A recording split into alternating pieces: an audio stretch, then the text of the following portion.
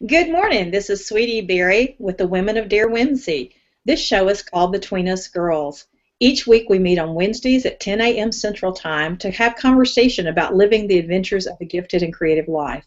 Dare Whimsy is a community for girls of all ages, 5 to 95, and we have conversations here as adults each week in the roles that we play as wives, mothers, employees, singles, you name it. We're all kinds of people here talking about how giftedness affects our lives. This morning, our conversation is about identifying and loving what is. What we mean by that is, as gifted women, creative women, there are some patterns of behavior, patterns of thinking, patterns of actions that we may be able to identify and learn to love about ourselves, as well as learn how to engage those abilities, those thinking patterns, those actions in ways that are healthy for our lives. This morning, joining me is Bobby Gorham, Dr. Edith Johnston, Ms. Gail Roddy, and Dr. Martina McGowan. Each one of us have unique perspectives of how this works in our life. Each of us are professionals in different areas of life, as well as wives, mothers, sisters, brothers, you name it. We've got something going on. Well, maybe not brothers, but we all have things happening in our lives as gifted women, and we all have unique identities and gifts and talents. And sometimes those are a hindrance, and other times they're a great blessing. So today we're going to talk about how do we identify the parts of ourselves that have to do with our giftedness or high creativeness, and how does that affect how we interact with ourselves and with others. Let me begin with Gail Roddy, because I know that Gail has an ability to share patterns she sees with young girls at risk in her program, Osiris Organization, as well as many of the women that she mentors and the audience members she has in Calling All Mothers to the Well.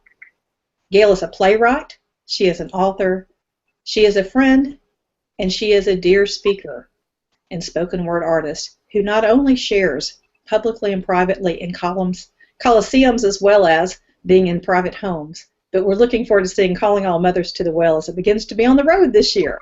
She's going to be traveling in different homes and home theaters, as well as different event organizations in different places in the South. Good morning, Gail. Good morning, sweetie. Am I coming over okay? You're doing great. It's so good to see you. I know you're back in Minneapolis this morning. We had the privilege of being with you in Arkansas for the last week and a half, and that was a joy. And I have to tell you, you're as good in person as you are on the web or in 3D. You know, so many times we meet people in real space, and we have worked together for several years in real space as well as in virtual space, but it's always a pleasure to be with you in person. Thank you, sweetie, and same with you. It was certainly a grand adventure, wasn't it, in Arkansas? I loved being there at the writers' retreat that we had. I also enjoyed seeing some of my family members, aunts and uncles that live in Arkansas. That was great, very nourishing, very supportive for everything that I'm trying to do. They were all very interested in what is Gail up to now. So that was really great.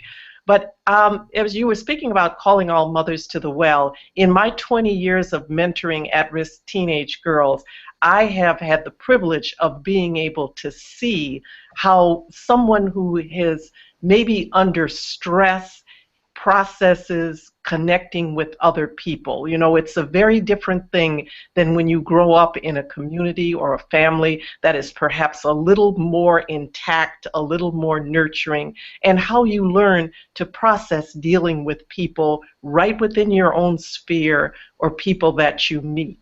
And so I created Calling All Mothers to the Well because I see this as an issue that is continuing in our culture, where women have gotten off track in knowing how to just connect with each other, whether they're 5, 15, or 50. And so I am, as a gifted person who has always struggled with being able to connect with others, not so much socially, but on an intellectual level, being able to bring everyone together has been just a driving force in my life lately, because it seems that it is so necessary, no matter who we are, whether we're 15 or whether we're 50. So I'm excited about the possibilities of bringing girls together to connect in a stronger, healthier friendship. Well, that is such an important value to bring to life and to bring to society in general. one of the things that I'm very aware of as a former school teacher in public schools and now as an educator who works with all levels of schools, schools are a very important thing, and we're very privileged in the United States to have public schools for all. At the beginning of our educational process, that was designed to let everyone have an equal playing field to learn to read, to write, to have government, to have mathematics together. But one of the negatives of public school is that we're not all the same. People think at different speeds. They think at different depths as well. We sometimes call that intelligence or academic intelligence, but in my experience, intelligence has a lot of meaning because there's emotional intelligences, there's academic intelligences, there's relational intelligences, there's health intelligences, there's boundary intelligences. And so there's a multiple intelligence conversation that often is ignored in public schools and private schools alike. And one of the conversations that I hope to highlight today is that we do have differences as gifted women, and we do have differences as high creatives. And one of the things that we have to acknowledge, along with the sameness of needing to read, write, do arithmetic, is also needing to identify how those differences affect our daily lives. Because when you're working with people who are like-minded, then, perhaps we all assume that we're thinking the same. Right. But just because we're on the same topic does not mean that we perceive things the same way. One of the most interesting things I've seen lately, and I wish I had the article in front of me. I'll look for it while we're speaking. But a blog yesterday had an article. I think I've shared it to the darewhimsy.com wall or facebook.com/darewhimsy that talked about the day in the life of a gifted fourth grader. And the child was asked to write what was the most influential president of the United States. And the child had perceived that Benjamin Franklin was the most influential to the presidents of the United States. And he ignored the fact that he wasn't a president. And he wrote a beautiful essay on why this man had so much influence on the presidents of the first presidents of the United States and the founding fathers. And they did an internal dialogue of what the child was thinking as, the child first had the mother bring the report to school 3 days early because he thought that perhaps the teacher would want to study Benjamin Franklin over the weekend. And he was so excited about what he'd written that he couldn't wait to see the face and the exploration of the teacher while he really took her conversation seriously and really spent time with it, spent the whole weekend fantasizing about what it would be to have this teacher's engagement in his own excitement over the topic. And, of course, then went through some of the realities of what happened on Monday morning when he's asked to stay in at lunch and to talk about why he used the right topic. And there was no exuberance, and there was no engagement of the difficulty and the time and the effort that was put into. And then there was a higher value in going out to play than having academic conversation on a topic he was exuberant about. And there was just lots of really real-life experiences of what a gifted child can go through in an environment that's not functioning with their gifted exuberance, curiosity, need to go deep, need to absolutely have conversation about what they're learning and with people who are also exuberant about those topics to explore them.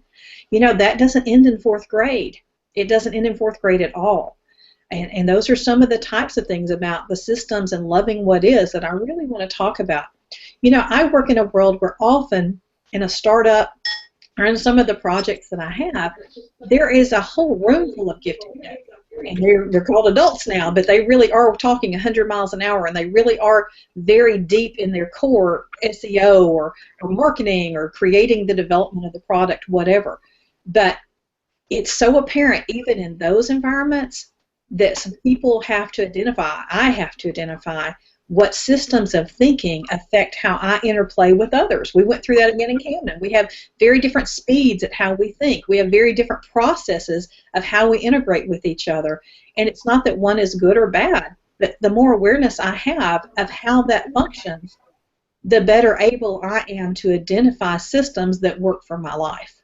If I know that I speak quickly, then it's very important for me to understand that when I'm talking to someone who isn't speaking quickly, that I slow down my speech to match their speech so that it's more comfortable for both to converse. And that's something I continually have to do in my teaching and in my classes. And it's something I continually need to do in operations with the business I run. Some of us have very specific identified behaviors that have to do with our giftedness.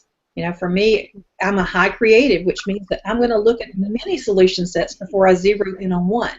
And I'm going to enjoy the process of looking for many solution sets, where someone who's more analytically driven may look for one set of solutions, the fastest, the simplest, the most, whatever the value is, the cheapest, the most expensive to put in, and go for it. Well, that's not a conflict if we're working in isolation, but very little of life is in isolation. And so part of that system awareness is understanding who you are so you can better engage with who they are. Bobby, I know you're fighting a terrible cold and cough this morning, bronchitis, and I'm sorry you're having coughing problems, but I'm going to unmute you because you seem to be doing well, and I'd love for you to share about how this has affected you, about identifying who you are as a gifted, because you were kind of late to coming to understanding you were gifted. You were raised in an environment where they talked about that a lot, and I know that as a college teacher, as a writer, as a ministry person, you know what it's like to have gifted kids in your space, particularly with a son who's very gifted, what it's like to not identify those systems that continue to make them stump their toe. I can probably speak better to my son because, like you said, I learned much later in life that I was a gifted girl. But with my son, they would give a project at work, just like you were talking about with the fourth grader, and he would put all this time and effort into it, and they wouldn't see it. I read an article one time, I don't remember the lady's name, and this has spoken to me ever since I found this article. And the name of it is something like, is a cheetah a cheetah? They say if you take a cheetah out of the wild and they put them into, say, a zoo, where they don't have enough room that they can get up to their 70-mile-an-hour that they do in the wild, are they still a cheetah? How do you recognize a cheetah? The main thing is their speed. Well, if they're put in a place where they can't see the speed, are there any other markings that show that they are still a cheetah? Yes, they have spots. They have a certain way their eyes look. You can look at a cheetah and see that it's a cheetah. But after you've taken it out of the wild and put it into the zoo, if you take it back out to the wild, where after it's been trained to not run, will it get back up to at 70 miles per hour and chase things? Probably not. The same is true of our gifted kids. If we take their exuberance for learning and we take, like the child that did the report on Benjamin Franklin, if we take that away from them, are they still gifted? Yes, they still have all the signs and symptoms of being gifted, but the next time a project comes up, are they going to have the same exuberance? Are they going to have the same want to that they had the first time? Probably not. The more that we take these children and we put them in this box and say, don't be who you are, the harder it's going to be as they get older to come back to that place and get there again. Absolutely. What an excellent example of it. You know, when I was in the classroom, whether it's college kids or elementary students, the key message seemed to be for public schools, and not just public, it was private, parochial schools too. You're fine, just don't be who you are. You know, there was a soft serve of you're fine, but just don't be who you are. You know, we all have to function in the world. We do. And we get to choose the choices of how we function. And sometimes for me, the identification of where I'm functioning and how I'm functioning needs to be said out loud. Yesterday I had a very challenging day, extremely challenging, working with multiple teams who work at different speeds and different parameters than I work as a solo person. And it was so hard. I had to literally slow down my speech. I had to use a lot more visuals. I had to really emotionally go to a neutral place because some people were emoting around me. And I needed to, at that point, leave the conversation at the end of the meeting and get outside and go do something else for 15 or 20 minutes because I could have solved their problem in about 45 minutes, but it took 4.5 hours of group dialogue to come to the same conclusion. You know, that happens to a gifted child, a gifted girl, a gifted adult, probably 100 times a month. That it's not enough just to know how to solve something, but if you're in a relationship, if you're in a marriage, if you're in a friendship, you've got to not just stay in isolation solving the problem or having the conversation. You've both got to arrive at the same place. And that takes patience sometimes. And your patience is something we have to build based on respect for others and respect for self. And some of the systems and loving what is owning what it is that you are. We laughed this week in Camden because I am not the domesticated animal. I'm just not as good at it as some other people are. And it's not that I don't try, but it's just not who I am. And there were many years that I spent all of my time saying, oh, but I can't do that. Oh, but I can't do that. Oh, but I can't do that. And the truth is, I'm not very strong at that, but I'm exceptionally strong in other areas. But you never heard me saying, oh, I'm great at problem solving, or I'm really good at creating a lot of answers or coming up with a creative solve when it's hard, because society had taught, particularly women, to focus on what's lacking, to not identify what is, and to learn to love what is in your life. Maybe you've got some areas you want to work on. I think we all are that way. But today's conversation is about loving what is. And I'd love us each to consider as we talk about what you've had to learn in your own life to love about yourself, and how that might have been hard another day when someone was trying to make that a lack in your life when in fact it's a strength.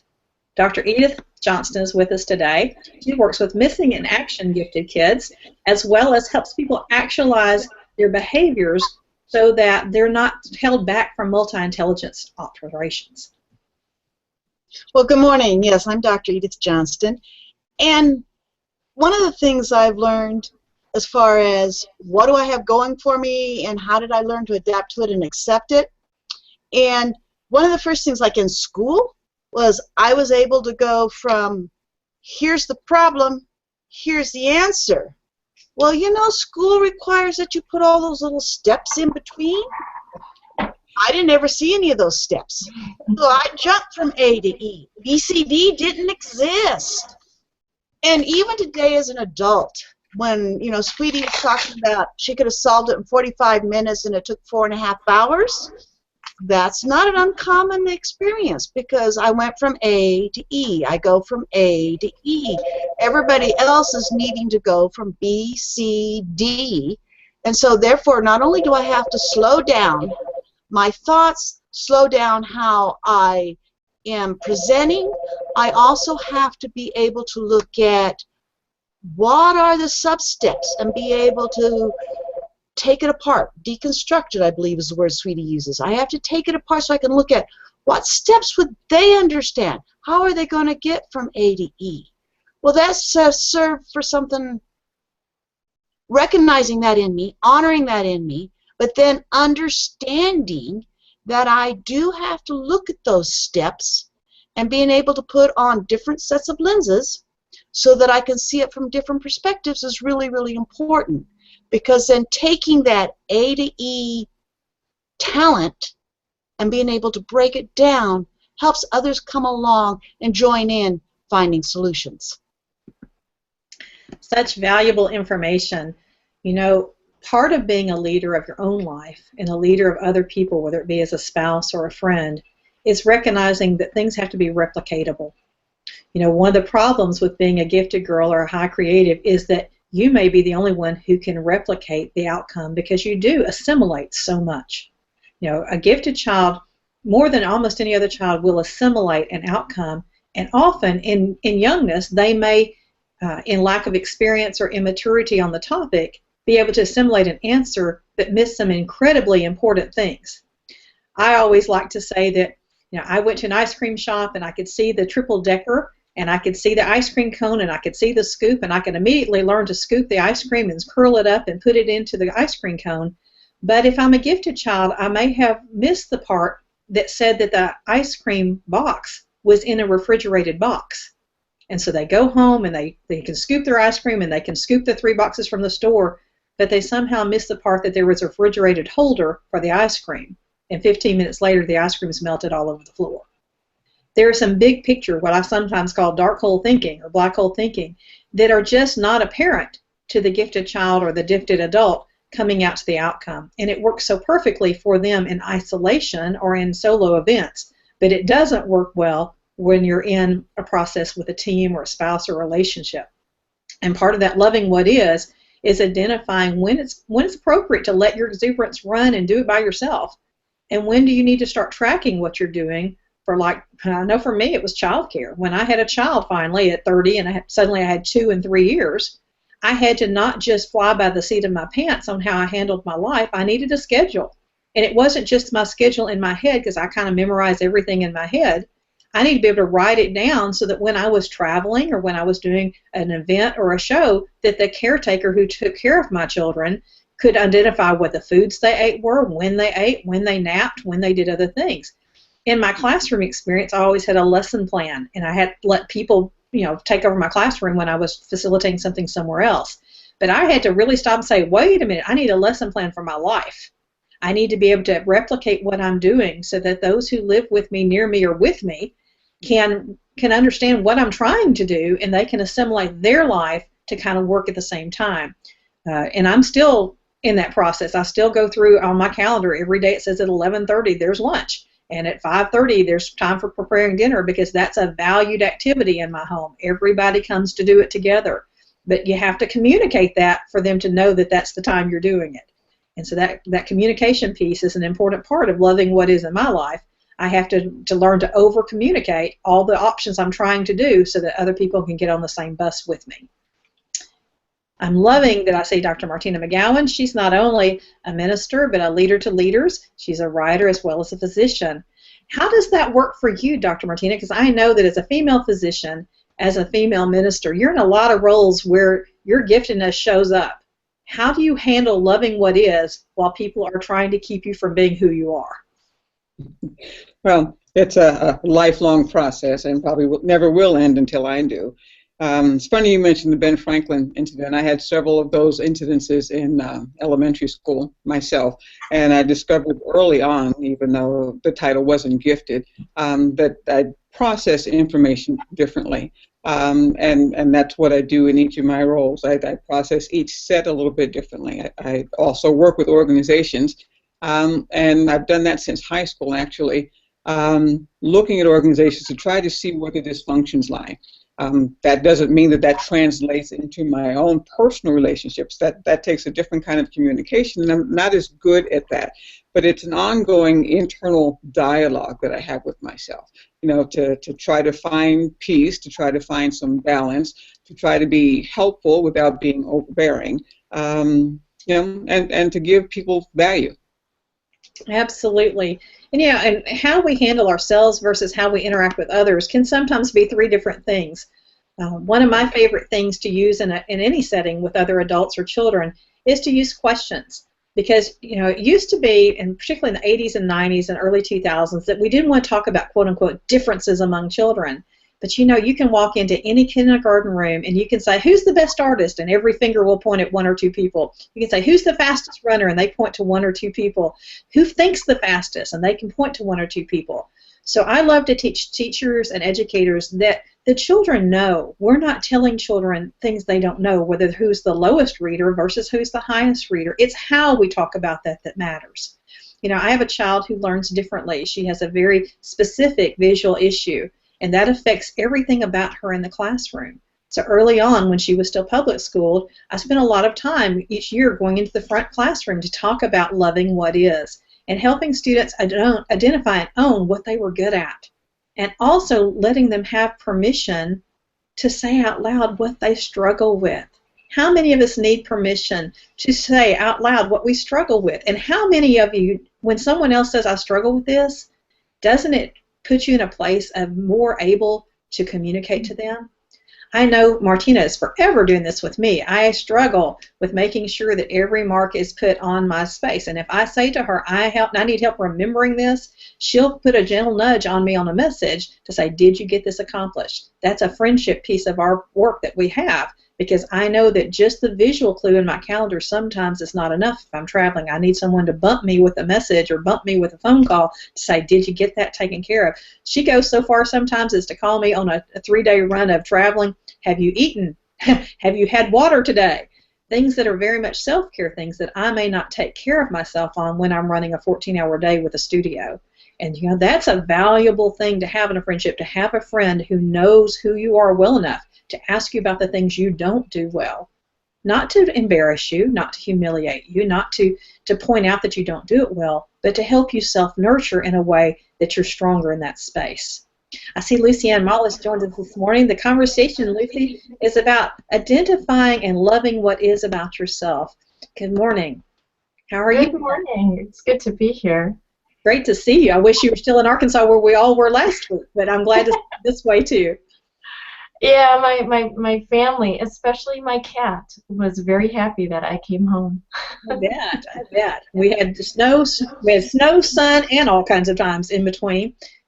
In loving what is, as a Christian biblical counselor, how do you see people's identification of their strengths as well as their struggles help play out a healthier living lifestyle? It's important that people know those things, their strengths and their struggles. Lots of times people are imbalanced on how they see themselves. So sometimes you'll have some people who will only talk about the positives. You'll have other people only talk about the negatives. And where I like to, when I counsel people, where I like to take them is, how is it that God sees you? Because God will always see people accurately. I mean, He cannot not see people accurately. He created the people. He is the creator. We are the created. So, I kind of help them see themselves valuable because that's how God sees them. And I do that by not so much by what I say. I'll bring them to the instruction manual, which is the Bible, and since I'm dealing with Christians for the most part, I also counsel people who are not Christians. They come to an understanding that who they are, their strengths, their weaknesses, is what God says, and we all have them, and we have to come to a point to accept both. That yeah, I have strengths, because some people don't want to admit that, and also yeah, I've got weaknesses. I've got places where through the help of the counselor, capital C, that's not me, that yes, I can improve in this area, but it's not because it's a to-do list. It's because of how God's working through the person, and they will find that deep inner peace. They will find that complete contentment, and it's through recognizing who they are and whose they are. That's absolutely part of it for a lot of us. This morning, in the conversation on identifying and loving what is, when we are as adults, and this is for people who are 13 or above, when we're as adults cognizant of who we are and how we function, sometimes the way to find that is through looking at repetitive experiences. I have a lot of times seen where gifted girls or gifted women have repetitive experiences. And it may be a positive experience, like they're able to go into an unknown group and to introduce themselves and to get the numbers or names of people and get to know them on a surface level pretty quickly. But just as often I've seen grown-ups have the need to go into a group and they see themselves so weakened or so identified in the negative that they don't even feel like they are able to identify themselves as an equal to a complete stranger. Now that's a worst-case scenario, but I really see that often, whether I'm at the college campus or whether I'm in groups and civic groups, that women evolve above all, and I think it's much more so with women than men, even though I work with both groups, that they tend to put themselves on a level playing field, or they think the playing field is level except for where they stand. Everybody else is so much more beautiful, so much more together, so much more organized, so much better at housekeeping, so much better at socialness, or having that ability to have many friends. And one of the things as a gifted girl, we tend to go to the all or nothing extremes. That tends to be an all or nothing statement. We're always this or we're never that. And one of the conversations I want to include into today's conversation about loving what is a more accurate view of where we are. It may be that some things are all or nothing in our life, but many times that's just not an accurate view of what it is. And I like to say to students in my workshop, what are the sometimes things? I am sometimes good at. I am sometimes showing difficulty with. Because that kind of helps them stop and think a while. I love to say, what are the strengths? What are the struggles? And what are you willing to share that you're working on? And that's a great conversation between mothers and daughters, mothers and sons, friends to friends. Sarah is not here today, but she's one of my dear friends. And one of the things that we do with each other is each week we have kind of an accountability time together because we're both recovering perfectionists. And we know that in that recovering perfectionist mode, we need to really stay on top of each other as successful businesswomen to not over-stress about things. And so each week we have a 10-minute call to 30-minute call. We have it scheduled for 30 minutes. And each of us take half that time and we say, okay, here's my strength, here's my struggle, and here's what I'm willing to share that I'm really working to do on that. And we just listen. We listen to the other person. Here is my strength this week, here is my struggle this week, and here's what I'm working on to do that. And then at the end, we both kind of have decided that we have a devotional together called Sharing the S. And we function each month on a topic that we align that struggle and strength to. And for us, that's been very meaningful. We don't do it for public. We don't do it for anybody else. Someday that may be a product or may be something we do as a community. But it is so powerful for there to be a safety net, a safety zone, where every week there's just a closed community time of saying, this is who I really am. This is who I really perceive myself to be. This is what I'm really trying to do to grow myself. And to have someone who is very engaged and very intimately engaged in listening with intent to help, and with intent to be honest, intent to be reflective. Because, we can just convince ourselves in isolation that whatever we think is true. It's just very easy. You can go in as a consultant. Some of you have that role in business and in work and as schools, as counselors, that you are a consultant. And, man, you just hear the most outrageous truths they've told themselves that have very little to align with the beginning and the outcome you saw. I saw it a lot as a principal of a school. I would have kids come in and say, Miss So-and-so is the meanest teacher ever. Just because I didn't bring my homework in 42 days, she thinks I should go to detention hall. Well, obviously there's a problem with the thinking there, because he thinks that if they came in without the expectation then 42 days straight, there should be some extravagant grace given, that there should be no outcome for the requirement. Now that can be a problem. Sometimes we do it to ourselves, something much simpler than that. We just forget what we know. We forget to love what is about what we're dealing with every day. Sometimes it's as simple as having the courteous words to ourselves. Wow, you worked really hard through that difficult day yesterday. That's a self-talk that matters. We've talked about self-talk the last few weeks. But in loving what is, sometimes it's just really powerful to say what it is that you're facing out loud to yourself.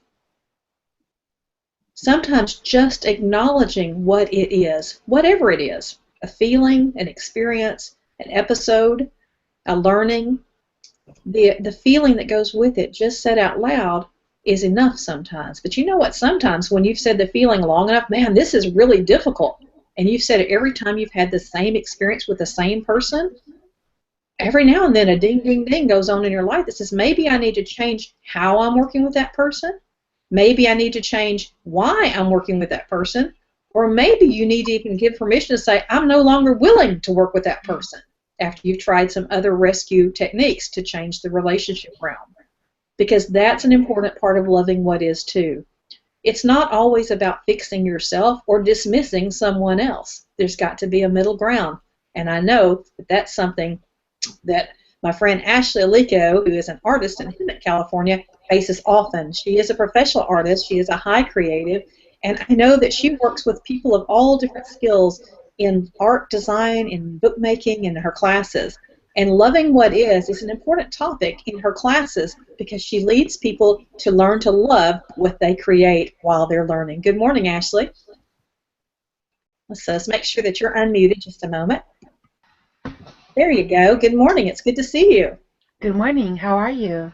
Great. We're so glad to have you. How do you help your students in your classes on bookmaking identify how to love what is in their process to learn? Because, they come in as beginners so often, or they come in as very advanced thinkers, advanced art thinking people, but they haven't actuated their own art before. And boy, that criticism comes up a lot, I would imagine, in your classes where they can't do it perfect the first time. How do you help them love what is? I just say use that as your sample and then make another one. So you give them permission to say it's a beginning piece. Absolutely. You know, I say, and I share my story. I say, you know, I did this 80 times before I could even perfect it. I said, this is your first introduction. Let's just have fun with it. It's like learning Photoshop. You Photoshop is an Adobe program, and it's used for manipulating photographs and creating different collages. It's a digital art medium. And in the beginning, I didn't know Photoshop, and so I started a game called Photoshop Ping Pong, where you start with an image and then you pass it to the next person, and they can change it 70%. They have to leave at least 30% there, and they try a new technique or something that they weren't anticipating having to do. And it still has a purpose. It's a game, and they're doing it to learn more about art, and then they pass it back to you or somebody else. It depends on how many people are in the game. So I create that. I make sure that they have the basic tools. They know how to cut. They know how to fold paper properly. They know how to work with their body and the table and consider a piece before they move forward. And having those basic foundational building blocks, they can do anything. Oh, I love that answer. And you know, one of the most important things of what I heard you say was I help them to consider that piece before they move forward. You know, so many times I think gifted girls, from my experience in teaching them, have closed-in conversations. In other words, they assimilate an answer with very little input from outside sources with different perspectives.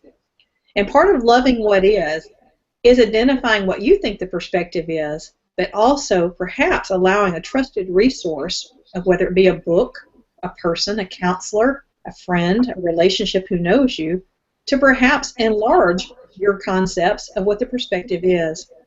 Now, I teach a class called Growing into Lovely, and so much of what Growing into Lovely, which is about learning to love yourself and to create a life you love, is identifying your perceptions and where they may be limited. You know, just like the student who got detention and thought that it was always about that teacher, he had a very limited perspective of what the problem could be. You know, sometimes with gifted women, I find the perception is very limited on what they perceive of why it's working or not working in their life. I had a friend that was just amazing as a person who brought together ideas and created events. In fact, was so successful, the company she worked with had the largest event they'd ever had, and it was the most enjoyed, and they had over.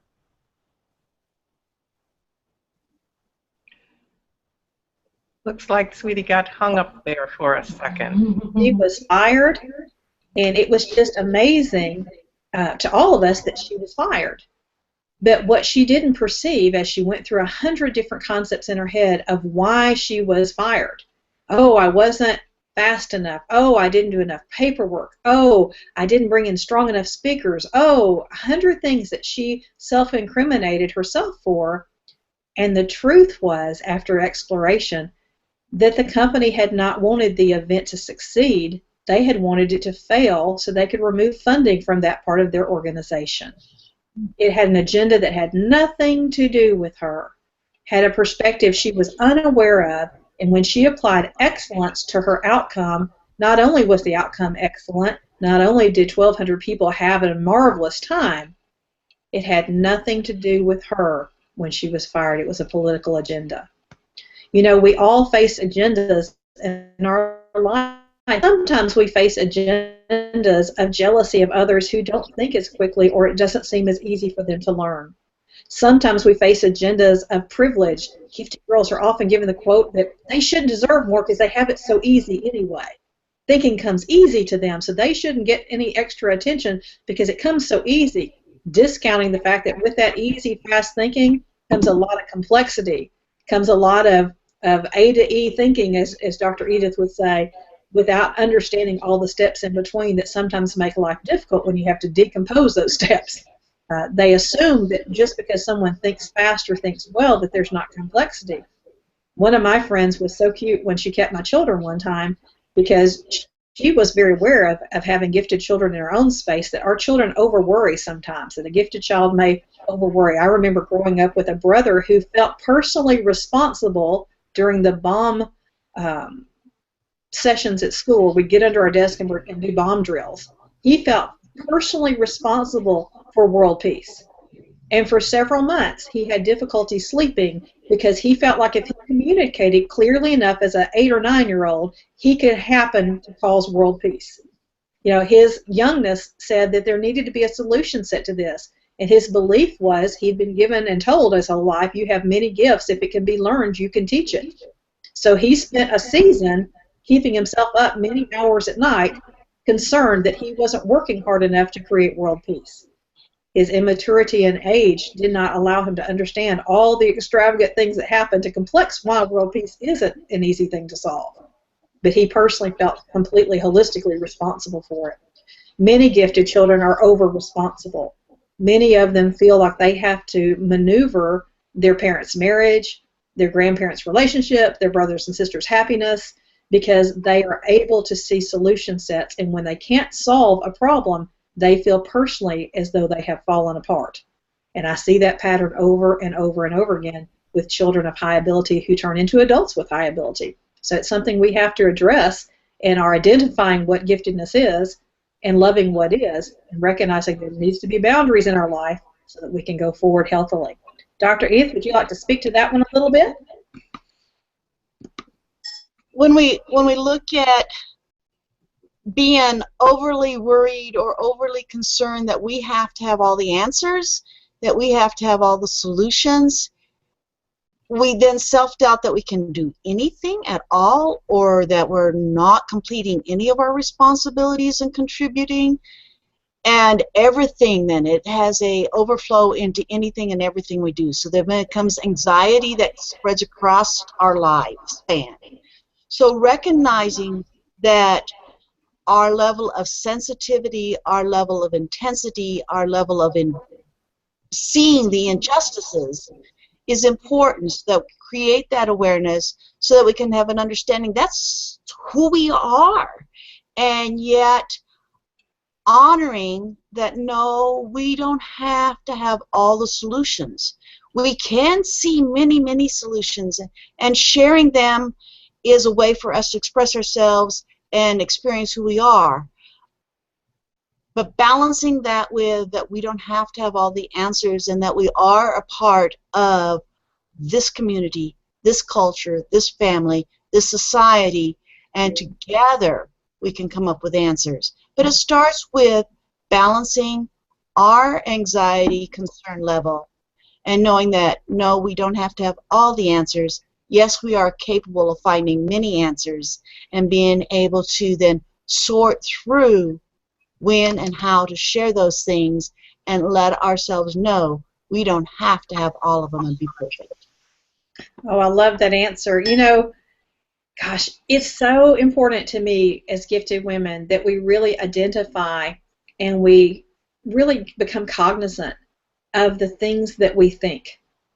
Because it's so easy to convince yourself as a gifted girl that you really are responsible for everything that you chose to put in your path. And where the boundaries go in those relationships, whether it's a work relationship or a family relationship, is important. You know, Gail and I were speaking just this morning in a casual conversation about putting things to bed.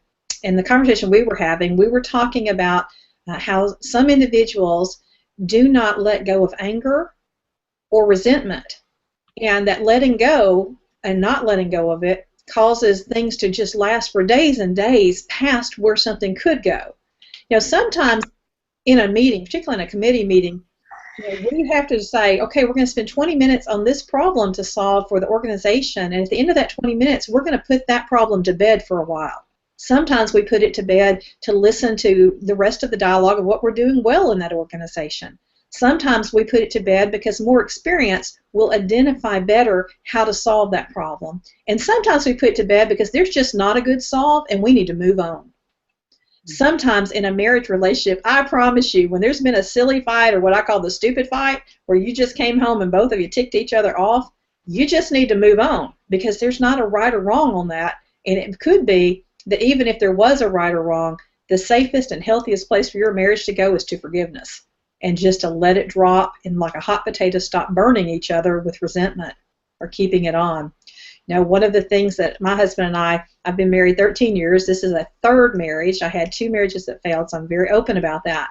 But one of the differences on why this marriage succeeds is we have done some boundary holding. One of the boundaries we have is that we don't go to bed angry, ever. You know, it means sometimes we're up all night talking. But more than up all night talking, it means sometimes we decide that at 9 o'clock when it's time to rest, that we make a willful choice to drop the subject and to begin that we will begin again another day on that subject.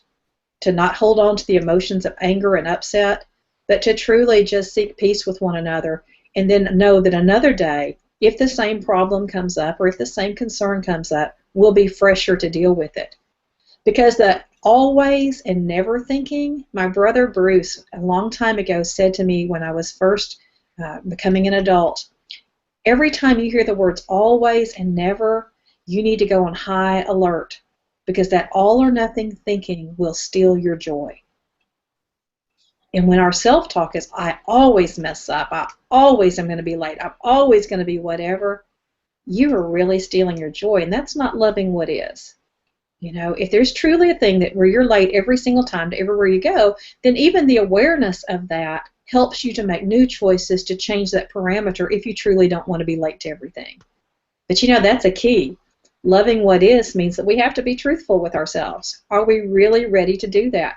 As a strategist who works with businesses, man, I can tell you a lot of people about who they want to build a book or they want to build a downloadable, they want to build a something to sell. And you can teach them all the steps and you can go through all the steps with them. But if they've not been truthful with themselves, that either they're afraid to do this because being rejected, or they don't really want to because they don't feel like they're responsible for making money with a product, their spouse should be making the money. Wow, there's some sabotage that can go on, and no matter how much they have identified the issue, they can absolutely not love the process. Our lives are that way too in our giftedness. We can spend a lot of time identifying who we are and learning to love who we are, but if we're not truthful about what we are, man, the outcomes are pretty awful. They really are. Gail Roddy, I know that you work with so many women in marriage as well as at-risk children and youth.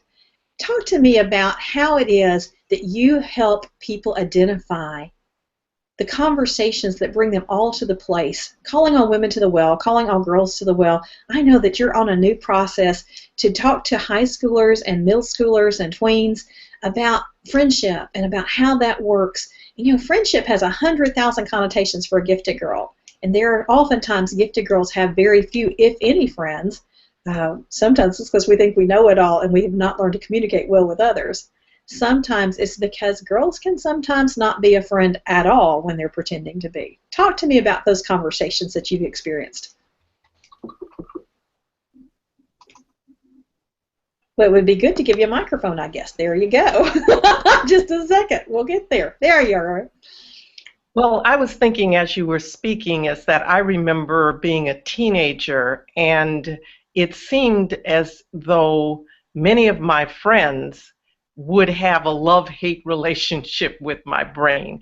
There would be those that were jealous of me, but there were also those that looked to me to be a moderator. So I learned at an early age to walk that diplomatic walk with people to make sure that whatever tension was between the 3 or the 4 or the 5 of us, that I had to model a sense of, well, why are we arguing about that? You're my best friend and she's my best friend. We're all going to the movies tonight. Why are we even spending time on this? And it used to amaze me how everyone would suddenly go, you know, she's right.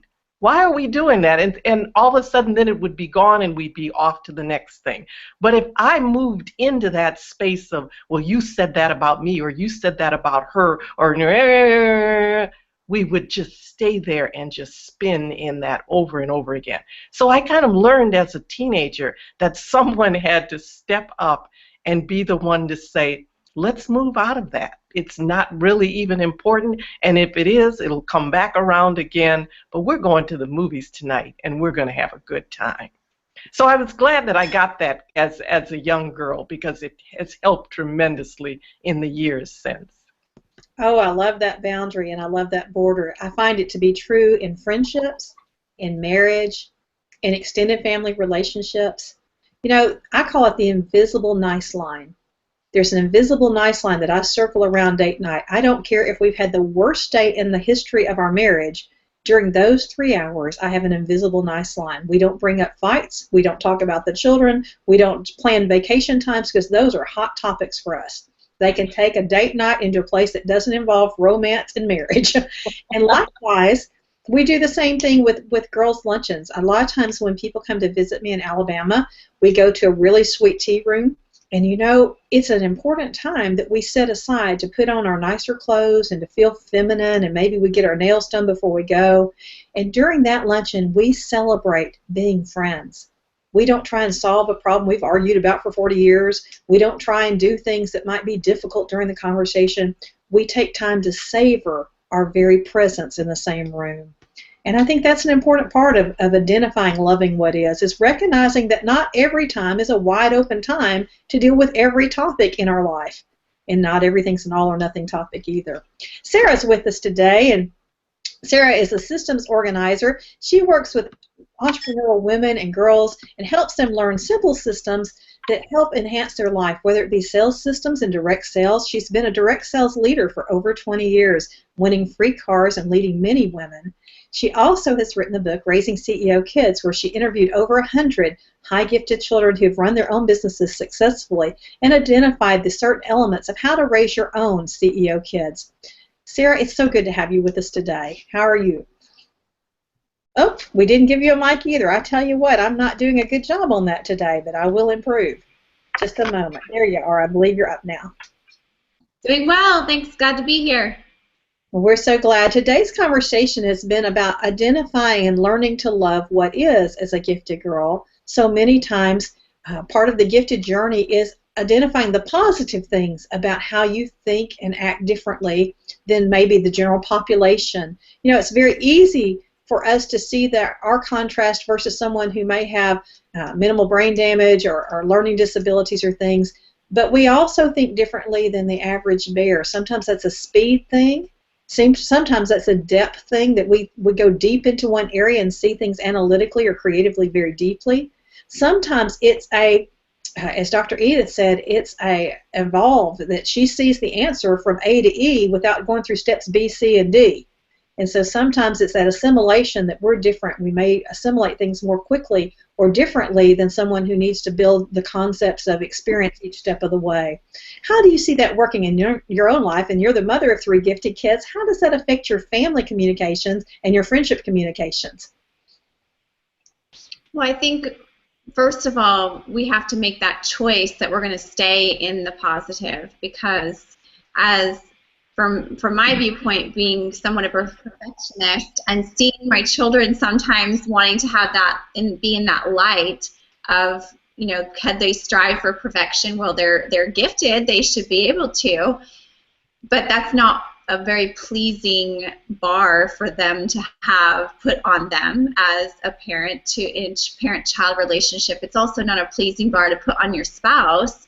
And it's definitely not a bar that I should put on the people that I lead in my organization or that I've mentored as, you know, as parents of other young entrepreneurs. And so I think choosing to affirm and appreciate and enjoy what is really comes back to that one word of choice, and allowing and engaging and affirming with what is right now, and really looking to see that person in the presence of who they are, and not always seeing them in the light of who they are possible of becoming, because we all need to have that grace to be allowed to be who we are right now without that level of expectation that we always have to be striving, because not every day can be about striving. Sometimes we do have downtimes, and so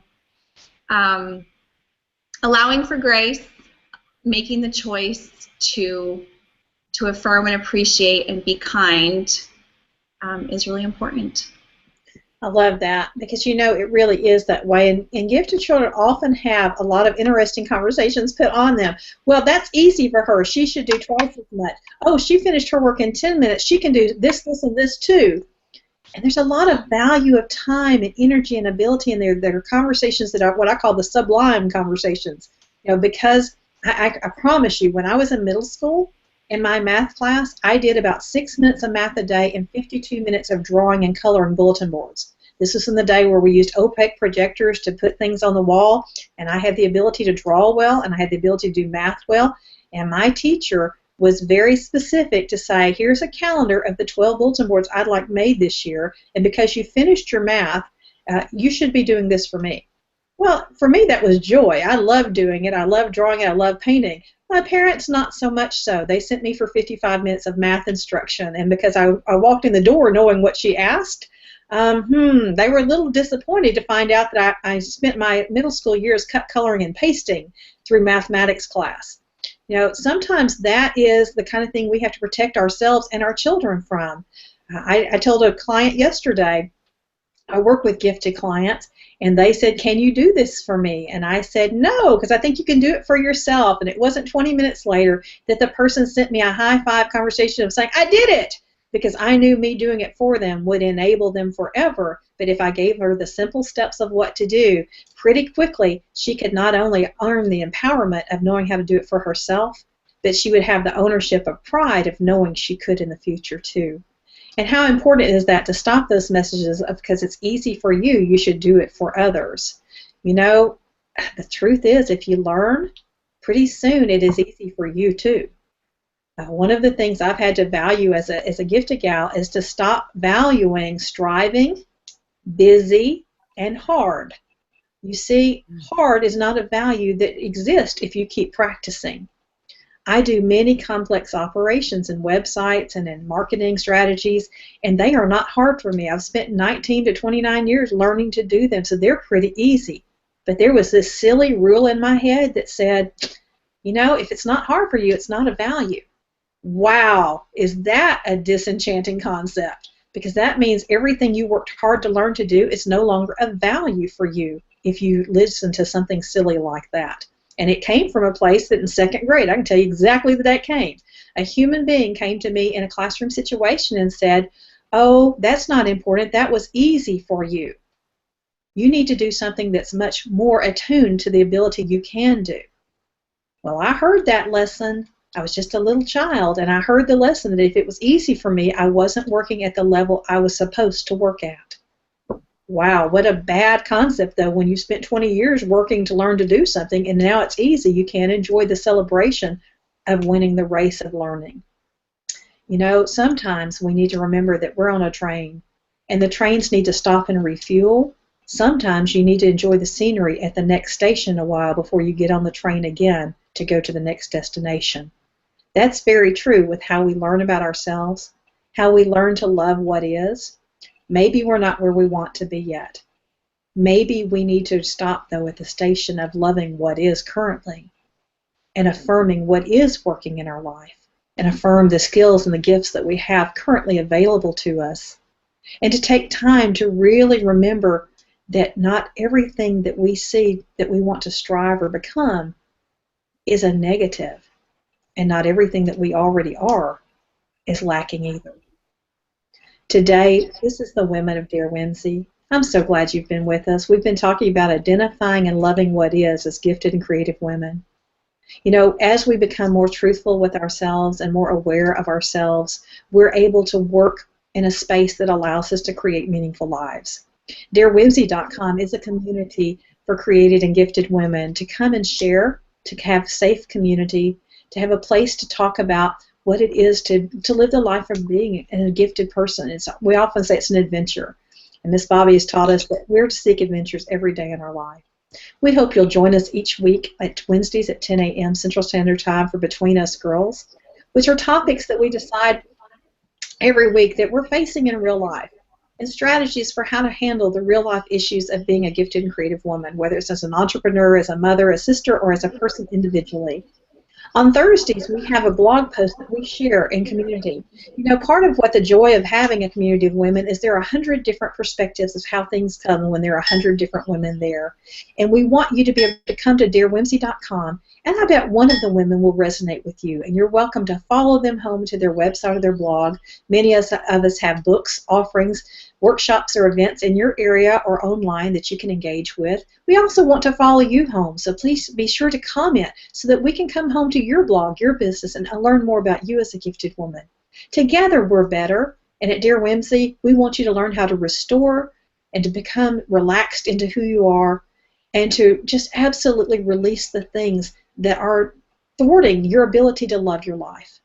I hope you'll join us next week. This is Sweetie Berry. I look forward to knowing you then.